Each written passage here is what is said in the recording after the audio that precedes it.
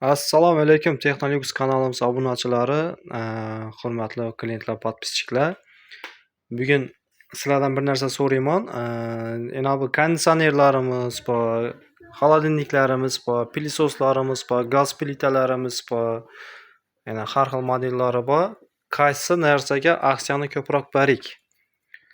Gaz plitagami, pilisosami, yo xolodilnik hozir sezonda xolodilniklar bo'layotir. Xolodilniklarimiz aksiyani barikmi, ko'proq chiroylatib, yo avtomat kir mashinlarimi? Qaysi narsalar kerak bo'lsa, qaysini aksiyasini ko'proq, nechta aksiyalar qo'yib barik?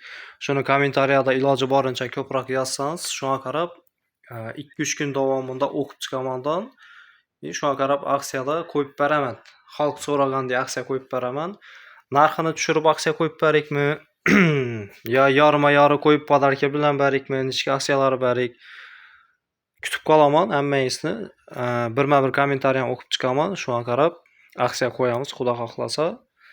Chiroylatib, umuman takrorlanmas, bir boshqacha aytib aksiya qo'yish niyatim bor. Asa kutib qolaman, shu videoni ko'ring.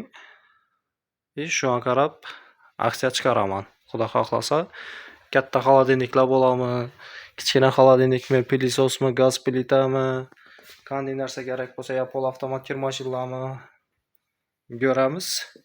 Iloji boricha konditsionerlar bo'ladimi, qaysini aksiya ko'proq qo'yib baring desangiz, shunga qo'yib beraman.